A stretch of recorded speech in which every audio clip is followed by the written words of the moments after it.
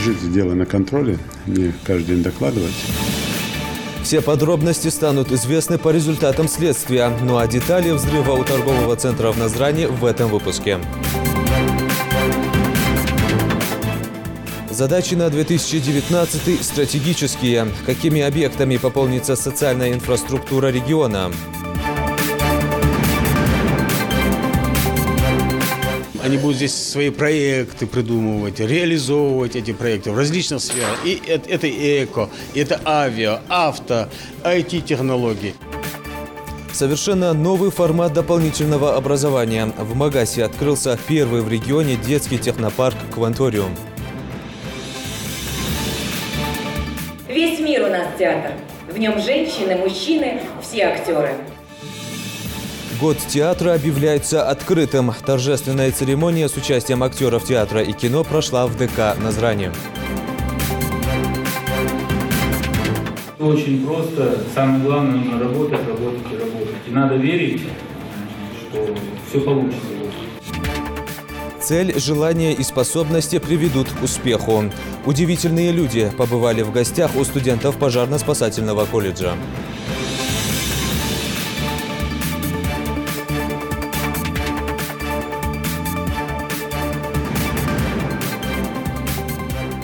На канале «Ингушетия. Новости 24». Сергей Калшин.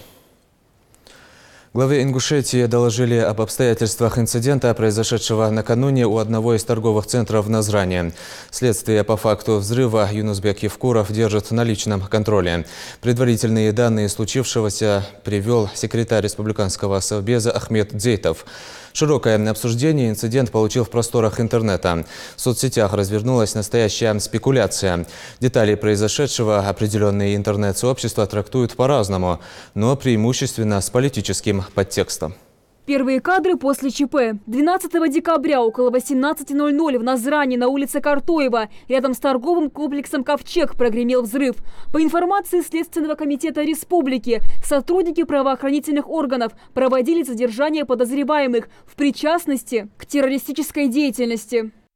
Двое, вооруженных огнестрельным оружием, а также взрывным устройством, гранатой РГД, путем производства выстрелов и применения гранат оказали вооруженное сопротивление сотрудникам правоохранительных органов, проводившим оперативно-розыскные мероприятия на данном участке. В результате взрыва гранаты двум сотрудникам, а также указанным лицам причинены осколочные ранения, от которых злоумышленники скончались на месте, а сотрудники правоохранительных органов госпитализированы в лечебное учреждение. По предварительным данным, подозреваемыми являются 24-летние и 31-летние жители республики. По уголовному делу проведены первоначальные следственные действия. В том числе следователями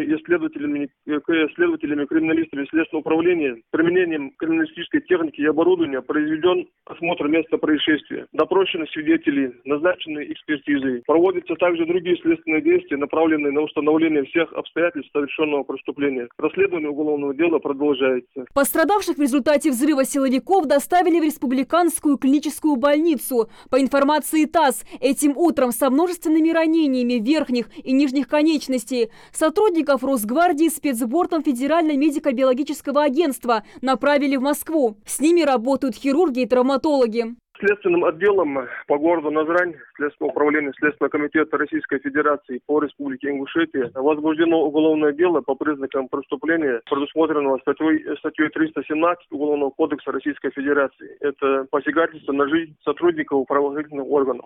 Криминалисты в ходе разыскных мероприятий нашли сигнальный пистолет, переделанный для боевых патронов, металлические фрагменты и гильзы. О расследовании инцидента сразу после спецоперации главе Ингушетии Юнусбеку Евкурову доложил секретарь Совета безопасности республики Ахмед Дзейтов.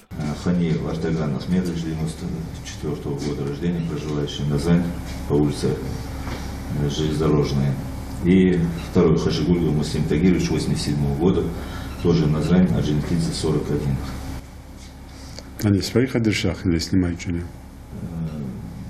Хашигульгов прописан по своему адресу, а Ханиев проживает в районе железнодорожных путей, в районе Таймах, предприятия, там бараки, там снимают. Разберитесь сейчас, уточните, где жили, свои адреса или снимали жилье, круг лиц, родственников пригласить, разобраться в том числе, чем они занимались, какой деятельностью занимались. И на требования органов правопорядка документы представить или еще же, если у каждого в кармане гранаты с собой, на всякий случай. То есть уточните, кто гранату бросил, в том числе, по кому работали органы правопорядка, там все равно там, наверное, какая-то информация была. И по ситуации, по обстановке. Это раз. Второе. Держите дело на контроле, мне каждый день докладывать. И третье. После проведения следственных мероприятий там уже окажите содействие, трупы выдать родственникам, пусть похоронят. В противовес официальной информации некоторые местные и федеральные интернет-СМИ выдвигают свои версии случившегося. Канал «Дождь» спецоперацию связывает не с борьбой с терроризмом, а с недавними политическими событиями в республике, аргументируя тем, что в торговом центре находится офис организации «Магаз Лайф», арендатором которого является общественник Багаудин Хаутиев. Такого рода заявления, как и следовало ожидать, вызвали большой резонанс в обществе. خطرهم أدرادي تيجي точно فقط مالخند خوج دقناق بات حقيقة دوتش تحماش ده شين صوشنا حماش دوت تيجي ده تديك ده حمد إيش دامو يعيق مدودي مش بس تغلط جا أبصنا مش تيجي غلا يميك شدوا بيام نخ تشتن ورابو ووج ده ورابو اشتناخ شدوا بيان شانه تيجي مو هم خلش باخير وسقوا يعني حمدي وق أور اشتياق يعني أسحمد عدود تأخوين خوج ده حلقة دينوست في دوتيشنا قداخ كنيس دينوست نشيا دوتيشنا قد ويولش خانه تشار إسلام زدو وقش إسلام زدو يا حاجة ويقاست دي دخناخ بين في ريسبوليكا دخ مو هم خندويتي صندوقش كي تيجي تجي هم إت أسحم شقدين يو خانس حمات ديكا هم دام دنديبي هم حجر يقتضنا شان يو أبيت حياة سبويتها أسفد ملت سخوجة أز بوليتيشكي سيتواتين داتا ديها أز شين ديزش تقول إسبوزو ديشات تيك بينش نا دال جيش دولت مش بس تلي أز كريمنال حمد أز بولنس رسليدو ديديس شي أتكريت رسليدو نية أنا أز المجد خابشيشني أورجانيزاتية присматривать деш ходу за этой ситуацией. Шин цуху хам дути шат сагу. Дага сена иш тханди веш тханди хам элчу дадут на даю хос хабар. Шин цуху хам дуз диш сагу. Долште пары расследование сады хаяште ходу. Ханжи хам республики парату хаяттай спокойствие еве. Ей хам ю хатр шохте де ю дадул де дожди. Ваши нах ирбе боч хам сабри халдизой. Да сабри манулду маслина. Дух хаяс хазой ичо. Тайчу шичу адеш кажаштеха. إيش حد زمول جتنيا تينا بوليتيكيا دغنا بوين بيشناها تارا كل شيء بازليا بوهمتكجيا دغنا بويني حد تنحمد ثاني كان دا بازنا بويني تنيا تي ثاني كل شيء بولج بنا بيتا كان دا بازنا بوين تولخا ونر لوزيا دا نياخ Ну, бал бижди больше не хотел себе. Сагдагал да да хамдис. Знах душ душ камел, что соуш душ душ камел, слиш бадр цолха. Сидич бадр я не просто слиш бадр. Дуз арят сае. Следственный комитет МВД дехер структуржи бол хабеш цолха, ше бол хаби аргиолжи. А дехер сида да цена базрия مقدوش حمدات خوينا حقيقي غلاشقي بوسنا حقيقي دقنا عداني حدواج مدي انترنت اشقوس صخور يازدش ناخ خزار او يستي واحد شو ان شو اشتات مياز ديار بعد درس صخوج دس سيازدش خلچو да. В свете этих событий глава республики Юнусбек Евкуров призывает общество и СМИ доверять только официальным источникам, не распространять неподтвержденную информацию, которая ведет к расколу в обществе. Все обстоятельства случившегося выявит следствие. Амина Бокова, Магомед Даскиев, Новости 24. В Ингушетии до конца 2021 года планируется строительство 12 школ и 17 детских садов. Объекты будут возведены в городах Назрань, Карабулак, Сунжа и сельских поселениях Средние и Верхние Чулуки, Троицкая, Барсуки, Икажево, Инерки и Яндари. Также планируется построить 64 спортивных объектов до 2024 года, 50 из которых многофункциональные площадки «Зима-лето» и 14 физкультурно-оздоровительных комплексов. Напомню, в республике до конца текущего года будет создано свыше 500 рабочих и 2000 учебных мест посредством ввода в эксплуатацию 11 объектов, среди которых школы, детские сады, объекты здравоохранения и один многоквартирный дом. Большое внимание уделяется и развитию дополнительного образования. В Ингушетии сегодня состоялось открытие первого детского технопарка «Кванториум». Он расположился в столичном центре образования. Создание такого рода учебных заведений с программами дополнительного образования – задача, поставленная Владимиром Путиным еще в послании Федеральному собранию. И теперь первый такой центр распахнул свои двери для ингушских школьников. «Кванториум» – это ставка на развитие творческого потенциала детей, воспитание будущих высококлассных специалистов в сферах науки и техники. На торжественном открытии присутствовал глава Ингушетии. Репортаж Ирины Тичоевой. Детский технопарк «Кванториум» охватил 18 тысяч детей по всей стране. Современный технический центр появился и в нашем регионе. Здесь с этого дня будет функционировать 8 площадок, которые помогут ребятам реализовать даже самые смелые инновационные идеи. Открытие детского технопарка «Кванториум» позволит охватить дополнительным образованием не менее 800 детей. Школьникам предстоит придумывать свои проекты, решать всевозможные задачи по научно-техническим направлениям. Ребята уже горят желанием быстрее научиться творить. Сегодня наряду со взрослыми их праздник разделяет и робот Бамблби. Не говори, что не умеешь. Ты ни о чем не пожалеешь. И не стесняйся побеждать. Мир детского робота-проектирования уникальный и интересный. Собравшихся с открытием технопарка поздравляет и глава региона. Юнусбек Евкуров отметил, такие проекты просто необходимы, и у детей есть уникальный шанс развивать свои навыки. Особо важно, чтобы на таких площадках научились не расстраиваться, если что-то не получается, наоборот, мобилизоваться и выполнить эту задачу. Почему? Потому что изобретательность, она во все времена требовала всегда терпения, умения, терпения, усидчивости, мышления, поэтому эти качества, конечно, надо прививать. Я надеюсь, что и руководитель этой площадки, и Министерство образования в целом организует на этой площадке уже в следующем году окружное соревнование для детей со всего округа Северокавказского как минимум.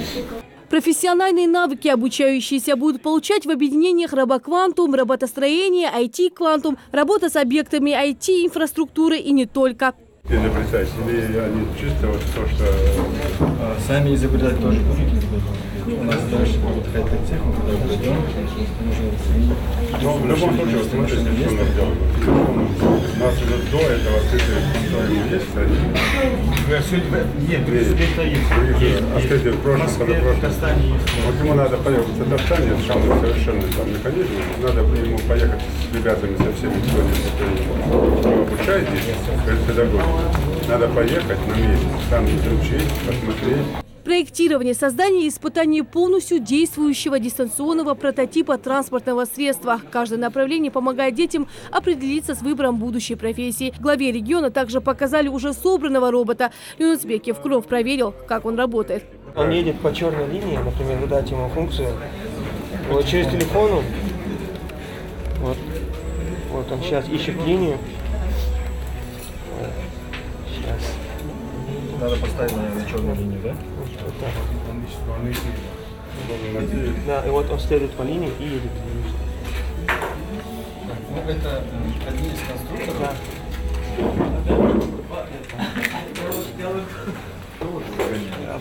Да. Он не упадет. Не упадет. Черная линия не уйдет никогда. Ингушетия вошла в число регионов страны, которым по результатам конкурса Министерства образования России в этом году выделено финансирование из федерального бюджета на создание кванториумов. Технопарки открываются в рамках инициативы «Новая система дополнительного образования детей». Такие проекты успешно работают в соседних регионах. Ну, я, конечно, считаю, что это очень важно. И вот эта программа, которая правительством России была организована по открытию технопарков во всех городах, во многих городах России, я считаю, это очень важная программа и очень интересная. Потому что я был, скажем, на открытии кванториумов в Рязани, в других городах. Сегодня проходит открытие не только здесь, в Ингушетии, это и на Камчатке, в Ростове-на-Дону, в Кемерово, в Иваново.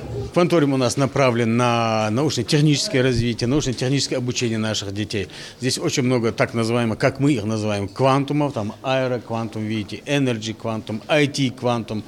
В принципе, у нас этот кванториум рассчитан на 800 человек, но при этом мы можем в день обучением занятия будут проходить 400 человек, 400 наших детей в день. Это очень серьезный прорыв, я имею в виду, в обучении детей научно-техническим мышлением. Они будут здесь свои проекты придумывать, реализовывать эти проекты в различных сферах. И это эко, и это авиа, авто, IT-технологии. Каждая площадка здесь посвящена определенному направлению. К примеру, IT-квантуме ребята изучают высокие информационные технологии. Допустим, у меня вот светодиод и вот длинная ножка, она у меня справа, да? То есть я понимаю, что вот этот провод у меня плюс, а вот этот минус. Дальше подключаем минус к минусу. Плюс к плюсу. Главное здесь внимательно слушать своего наставника, ведь собрать необходимые детали и включить устройство будет намного легче, если изучить теорию. Магомед Казоев уверен, что главное желание. Это батарея 9 вольтов, но лампочки не выдерживают 9 вольт. Они выдерживают 1,7 вольт только. Давайте сейчас посмотрим, как это будет работать. Это плюс, это минус. Соединяем батарею. Вот, горит. В соседнем автоквантуме ребята изучают машиностроение и проектирование двигателей автомобилей. Здесь установлено и наглядное пособие, которое помогает учащимся центра быстрее усвоить материал. Это двигатель от Subaru, это 4-цилиндровый двигатель, именно разрезная модель, чтобы дети могли видеть всю систему двигателя. Наглядный пример, чтобы был. Этот двигатель очень интересный двигатель сам по строению. Это оппозитный двигатель, где поршня уже расставлены друг против друга. Они V-образно или же продольно, как обычно. В ходе занятий они будут заниматься именно разработкой каких-то инновационных двигателей. Не странно, что именно сюда много желающих, ведь мальчишек всегда интересует машина. Илья Казоев давно ждал открытия центра. Модель, она работает на солнечной батарее, и вот здесь водородная батарейка. Почему ты выбрал именно вот эту техническую? Мне нравится собирать машинки, например. Разбираться в моторе. Возможно, с такими хорошими техническими условиями совсем скоро ребята научатся собирать даже вот таких больших роботов. Ну а пока они должны хотя бы изучить азы роботостроения. Рина Сычева, Магомед Аскеев. Новости 24. Власти республики намерены обеспечить регион всеми видами кирпича более чем наполовину за счет ввода в эксплуатацию реконструированного комбината строительных материалов в Назрановском районе. Он участвует в подпрограмме «Социально-экономическое развитие Ингушетии» на 2016-2025 годы Госпрограммы России развития СКФО. Суть проекта заключается в реконструкции завода и организации производства кирпича различных видов. Комбинат в самых минимальных расчетах будет удовлетворять спрос республики на 60%. Наступающий 2019 год объявлен годом театра. Напомню, инициатором этой идеи выступил президент России Владимир Путин. Официальная церемония открытия года театра в регионе состоялась сегодня во Дворце культуры Назрани. На торжественном мероприятии присутствовали первые лица республики, представители различных ведомств и, конечно, виновники торжества, ведущие деятели искусства, актеры театра и кино. Репортаж Микаила Тангиева. Весь мир у нас театр. В нем женщины, мужчины, все актеры. Эти слова были написаны Уильямом Шекспиром для одной из своих пьес в 1600 году. Год театра объявляется открытым. Торжественные мероприятия прошли по всей стране, в каждом регионе. Это по-настоящему всеобщий праздник, не знающий ни национальных, ни религиозных границ. Первым с приветственным словом и поздравлениями к жителям обратился глава региона. Хочу поприветствовать вас всех, пожелать успехов, здоровья. И год кино, или год театра, или год искусства, или, как мы всегда называем, такие вещи, которые всегда занимают людей, которые занимают нашу жизнь.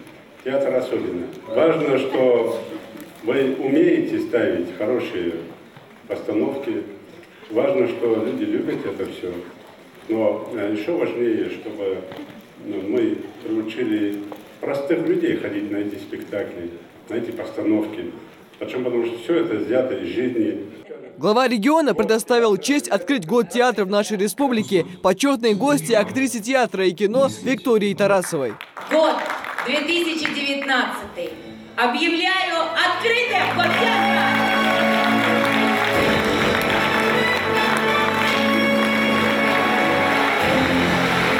Министр культуры региона Михаил Базоркин напомнил, какой длинный и тернистый путь прошел Ингушский театр, и что сегодня есть абсолютно все условия, чтобы творить искусство на сцене для нашего зрителя. И это очень радостно, это очень ответственно. Мы наконец-таки чувствуем отношение к себе как к настоящему профессиональному, интеллигентному культурному сообществу на культурном пространстве нашей республики, как часть культурной нации и как часть нашей большой страны, в которой все очень хорошо и динамично изменяется. Я, по крайней мере, говорю про то, на что вчера еще очень мало обращали внимания о культуре. Зрительный зал затихает, медленно гаснет свет, занавес расходится, а рампа высвечивает перед театралами зеркало сцены, на которой появляются актеры.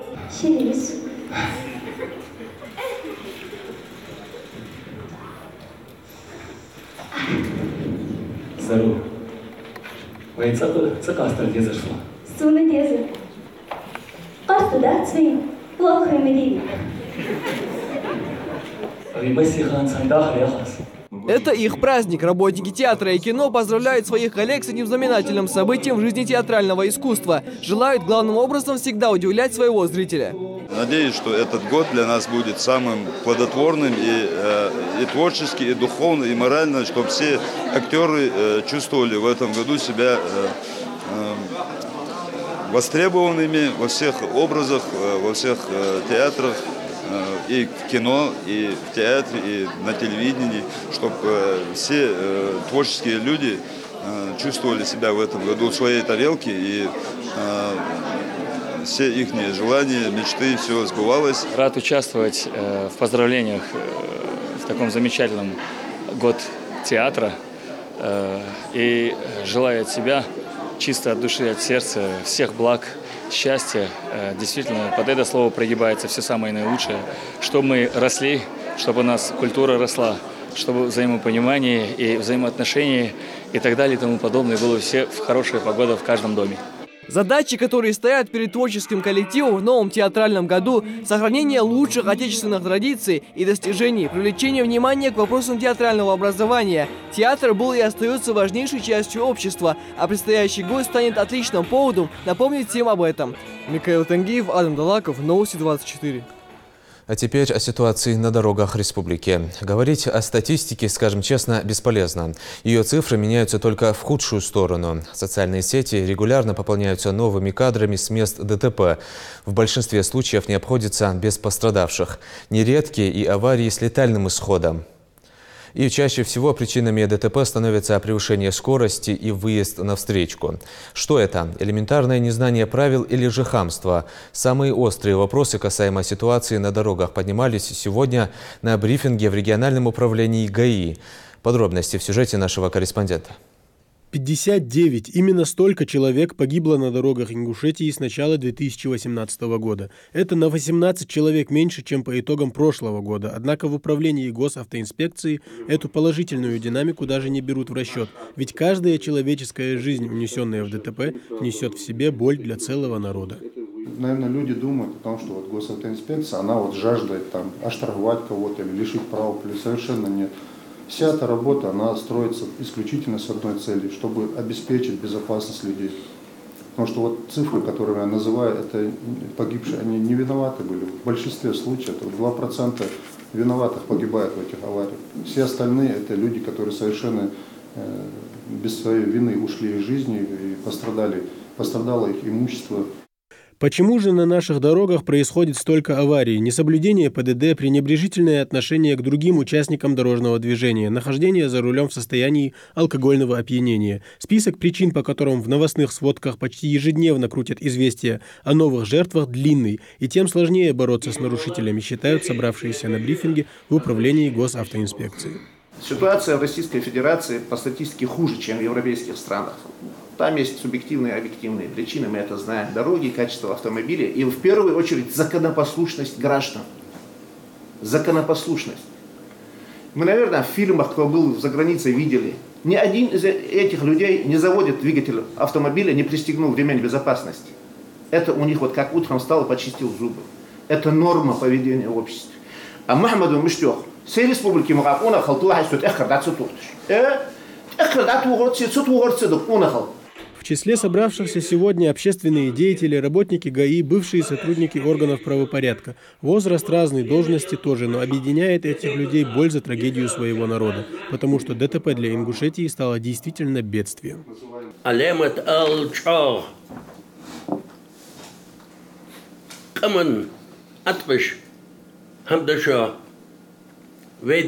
Транспорт слил нарушения. Векам, кескам, да? Из нарушения ждём. Нахба берешь, духом берешь, кеги нахба. Вегина фон дез. Нагасена дюхана. Чутейпар. Ханзалцуй. Лиляштейпар, хве, дадолхе дюхан. Чо, зедове, командир. Что же делать? Бороться с нарушителями самыми жесткими способами, начиная от штрафов и общественного порицания и заканчивая уголовной ответственностью за тяжкие дорожно-транспортные происшествия. Еще раз повторяю, что надеемся, мы не просто фиксируем то, что я сейчас говорю.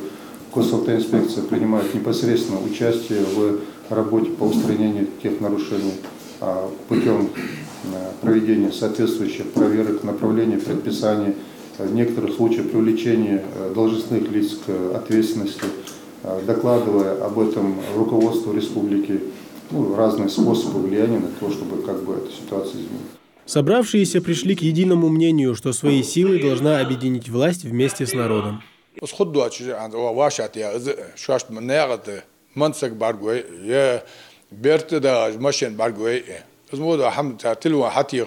Дежурный части ГАИ тугая, МВД 02 тугая, ОС 55 07 15 тугая.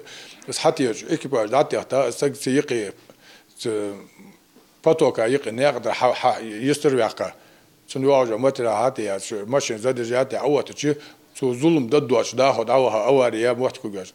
Лежачие полицейские на дорогах, камеры на перекрестках и рейды гаишников по всей территории республики к успеху не приведут, если сознание людей не поменяется. Превышение скоростного режима до добра не доведет. Ничего зазорного в том, что ты надел ремень безопасности, нет, равно как и нахождение детей в специально удерживающем кресле. Если мы все это осознаем, то и статистика ДТП будет сведена к минимуму. Тамерлан Хамхоев, Адам Далаков, Новости 24. Система маркировки товаров, которая позволит прослеживать путь продукции от производителя до потребителя, должна заработать в России к 2024 году. Система сплошной маркировки и прослеживаемости товаров уже разрабатывается Центром развития перспективных технологий «Честный знак». Она будет иметь статус государственной информационной системы, так как исключительные права на данные и на программное обеспечение будут принадлежать государству. Производители, которые участвуют в маркировке товаров, будут иметь доступ к данным, которые переданы в систему на бесплатной основе. Кто-то силен в спорте, кто-то в науке, а другие находят себя в творчестве и искусстве, удивляя своим талантом до глубины души. Побеседовать с такими удивительными людьми выпала возможность студентам пожарно-спасательного колледжа. Мероприятие так и называется «Удивительные люди». Тему продолжит Зина Магушкова. Актовый зал пожарно-спасательного колледжа переполнен как никогда. Все присутствующие в предвкушении встречи с именитыми гостями. Подводятся итоги уходящего года. Играя в театре, у вас есть всего один шанс. Нашумевший спектакль из 7 веков не мог обойти стороной такое мероприятие. Режиссер постановки Ахмед Лиянов рассказал, с какими сложностями они столкнулись в процессе подготовки. А специально для тех, кто не попал на спектакль, показывают небольшой его фрагмент.